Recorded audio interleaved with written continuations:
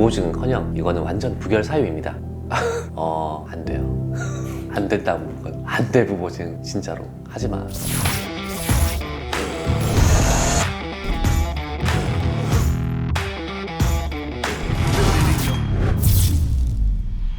안녕하세요. 현명하고 합리적인 차량 구매 방법을 알려드리는 차지한입니다. 벌써 리스 가이드가 10번째 영상이에요. 많은 분들이 분명 도움을 받으셨을 거라고 생각이 되고 또 문의도 많이 주시더라고요. 이전 10개의 영상의 주제를 한눈에 정리를 해봤습니다. 리스를 처음 알아보시는 분들, 또 오늘 제 영상을 처음 보시는 분들은 지금까지 제 영상을 꼭 한번 보시기를 바랄게요. 궁금한 게 있으신 분들은 댓글 남겨주시고요. 시원한 답변을 드리도록 하겠습니다. 구독, 알림 설정은 여러분의 견적이 내려가는 지름길이라는 거. 자, 무보증 리스 오늘 주제고요. 먼저 무보증 리스란 말 그대로 보증금이 없죠. 초기 비용 없이 영원으로 신차를 출고하는 운용 리스 플랜입니다. 타 에이전시에서는 제로 플랜이라는 용어를 쓰기도 해요. 요즘 이걸 알아보시는 분들이 진짜 많아요. 문의 주시는 분들 50%가 정말 다 이런 무보증 리스를 알아보시는 분들이고, 그래서 오늘 내용 굉장히 중요하고 끝까지 보셔서 도움을 좀 받으셨으면 좋겠어요. 몇 천만 원부터 억 단위까지 차를 사는데 내 돈을 쓸 게 하나도 없죠. 어떤 분들에게는 이런 플랜이 굉장히 도움이 될 수도 있겠지만 반대로 굉장히 큰 단점도 존재를 하는데요. 장점과 단점 아주 디테일하게 알아보겠습니다. 리스에 대한 장점으로 여러 번 얘기를 했던 맥락인데, 오늘은 무보증이 포커스니까 제가 다시 얘기해 볼게요. 이런 분들이 가장 많아요. 지금 당장 차가 필요해서 구매를 해야 되는데, 또는 차를 갖고 싶은데 초기 비용이 없거나 부족하신 분들이 계시죠. 돈이 없으면 차를 안 사야 되는 거 그치, 돈이 없으면 차를 사면 안 되지는 아니고, 차를 구매하는데 돈은 없어도 또 벌이가 좋을 수는 있잖아. 가용할 현금이 없는 거지 부동산이나 주식에 물려 있을 수도 있는 거고, 또 사업 자금을 생각을 해야 되는 경우도 있고, 초기 비용도 없고 또 그 차를 유지할 고정적인 소득도 없다? 그럼 절대 차를 사면 안 되죠. 그거는 카푸어도 아니고 저기 그냥 신용 불량되기 진짜 딱 좋아요. 날아가는 거야.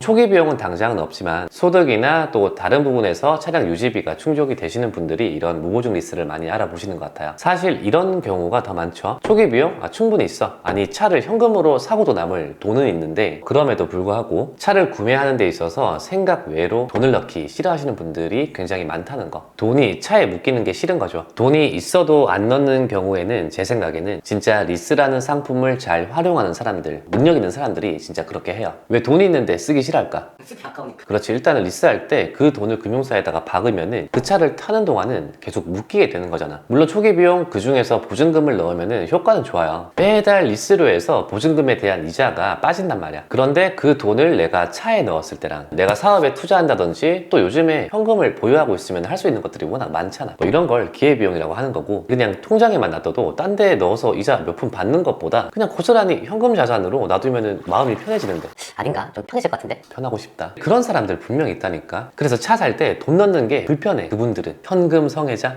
초기 비용이 없거나 넣기 싫거나 현금 자산을 보유하는 게 좋으신 분들이 무보증 리스를 한다는 거. 이 이상 얘기는 이미 제 지난 영상에서 굉장히 제가 여러 번 했어요. 리스의 장점, 왜 사람들이 리스를 하는지. 리스를 잘 모르겠다? 꼭 보시면 도움이 되실 거고요. 자, 이제 단점을 한번 얘기해 보겠습니다.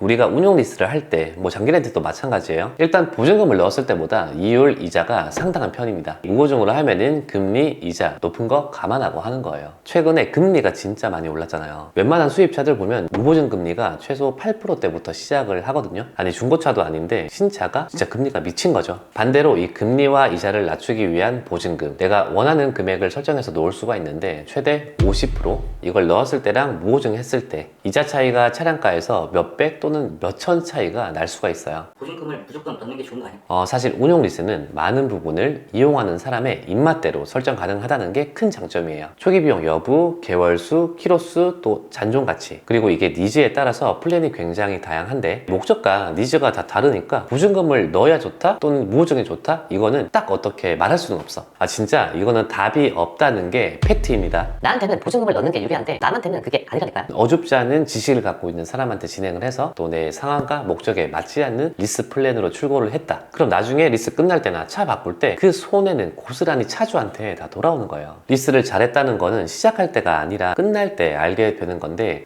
이거를 간과하시는 분들이 이자가 한두 푼도 아닌데 출고하는 거에만 포커스를 맞춰서 생각 없이 이렇게 리스 하시는 분들이 많은 것 같아서 좀 아쉽습니다. 무보증 리스나 렌트를 해서 손해인 경우는 초기 비용이 없을수록 이자가 늘어난다는 거, 지금부터가 포인트죠. 그걸 보증금을 넣으면서 줄일 수 있었음에도 불구하고 생각 없이 비교도 없고 플랜도 없고 무턱대고 리스를 실행하는 경우라고 할 수 있겠습니다.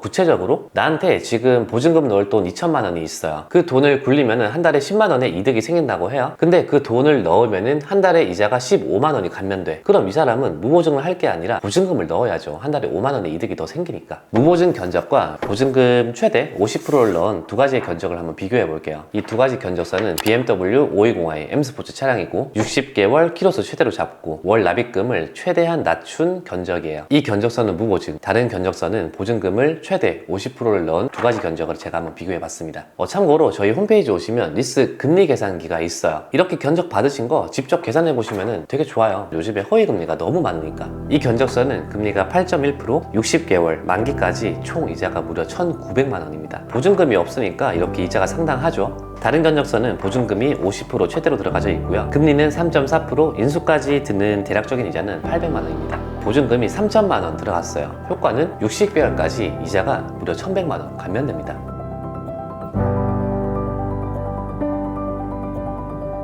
그러니까 3천만 원 넣어놓고 60개월까지 이자를 총 1,000만 원 이상 감면받은 거예요. 1,000만 원 세이브를 시킨 거예요. 이제 좀 이해가 되세요? 이걸 보여드리면서 하고 싶은 얘기는 보증금을 60개월 동안 묶어놓고 이자 대략 1,100만 원, 월 이자 약 19만 원 정도가 감면되는 게 합당하다고 느껴지신다면 보증금을 넣으셔야 됩니다. 내 여건과 상황에 맞는 초기 비용을 넣었을 때 줄어드는 이자와 안 넣었을 때 올라가는 이자를 꼼꼼하게 비교를 해서 선택하시는 게 가장 현명하고요. 무보증으로만 견적을 알아보시는 분들도 한 번쯤은 보증금 넣은 견적과 비교해 보시기를 바랄게요.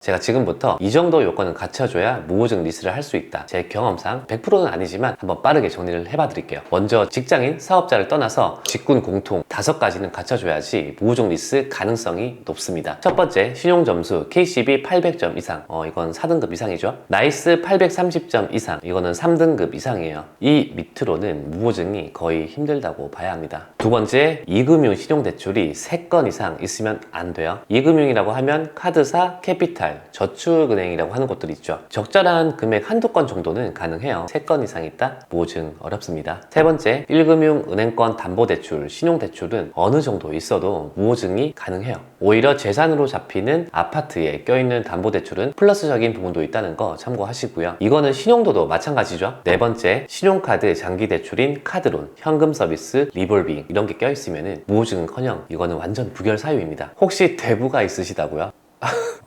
안 돼요. 안 된다고. 그건 안 돼. 무보증 진짜로 하지마. 다섯 번째, 소득 매출 대비 과한 차량은 무보증은 안 되고 보증금을 넣으셔야 됩니다. 서류상 연봉이 3천만 원인데 1억짜리 이상 차를 본다? 그럼 한도 부족으로 보증금 또는 선수금을 넣어야 리스가 진행될 수가 있을 거예요. 여기에 해당되지 않는 분들은 가능하겠네 하시면 돼요. 말씀드린 것들 중에서 조건들이 조금 부족해도 부동산을 보유하고 있거나 세금을 많이 낼수록 무보증 승인에 유리할 수가 있고요.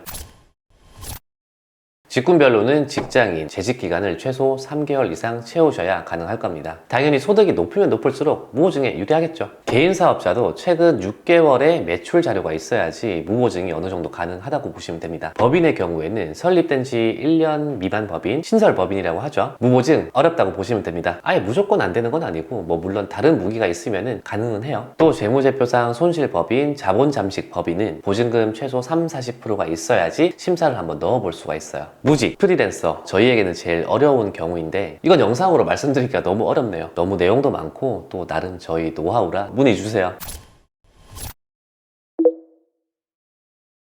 가장 중요한 건 리스 계약이 실행되고 차를 출고하고 나서는 계약이 변경이 안 된다는 것을 꼭 유념하셔야 돼요. 처음엔 내가 여력이 없어서 보증금을 넣지도 않고 비교를 하지 않고 무보증으로 출고를 했는데 하는 일이 갑자기 잘 돼서 목돈이 조금 들어왔네. 그때 계약 변경을 해서 보증금을 넣고 이율과 이자를 감면받을 수 있을까요? 절대 안 됩니다. 리스는 한번 실행되면은 진짜 그걸로 끝이에요. 그래서 더욱 신중하게 플랜을 결정해서 실행을 해야 된다는 거. 또 하나는 견적을 알아볼 때 무보증 조건만 알아보지 마시고요. 보증금이 들어간 견적, 무보증 승인이 안 났을 때 지불할 수 있는 최대치의 비용을 넣은 견적까지 두 개를 비교를 해보세요. 가장 원하는 조건의 견적을 가장 싸게 주는 업체에다가 진행을 하게 되는 거잖아요. 무보증 견적은 싸게 받았어. 그래서 심사를 넣었는데 보증금을 넣으라고 하네? 그럼 견적을 다시 받아야 되잖아요. 그때 그 업체가 그걸 노리고 견적을 비싸게 줄 수 있다니까요. 이런 경우가 진짜 많아요. 믿었던 담당자에게 뒤통수.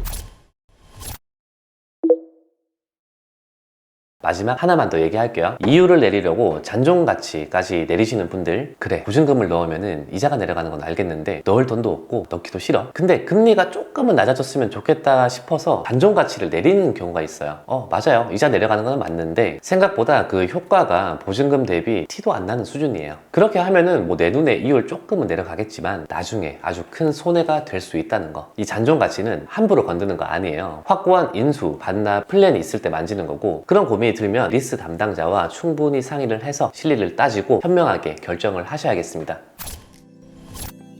오늘도 최대한 자세히 설명을 해보려다가 영상이 길어졌네요. 최근 저희 디에로토솔루션으로 많은 분들이 이런 무보증 리스를 문의를 주시고 있어요. 타 업체에서도 이렇게까지 자세히 알려줄까? 본인들의 수익이 가장 중요하겠지만 잘 모르는 소비자들에게 이런 플랜들을 하나하나 알려줄까? 그런 생각이 드네요. 정말 그랬으면 좋겠습니다. 누군가에게는 이렇게 잘 이용하면 굉장히 득이 되는 게 리스 플랜인데 팩트를 잘 알고 플랜을 잘 세우셨으면 좋겠습니다. 차량 구매 관련 궁금한 게 있으신 분들은 제가 운영하는 디엘오토솔루션으로 편하게 문의 주시고요. 디테일한 상담, 좋은 견적, 빠른 출고로 여러분의 시간과 비용 절약해 드리겠습니다. 지금까지 저는 차지한이었고요. 끝까지 시청해 주셔서 감사합니다. 다음 영상에서 또 만나 뵐게요.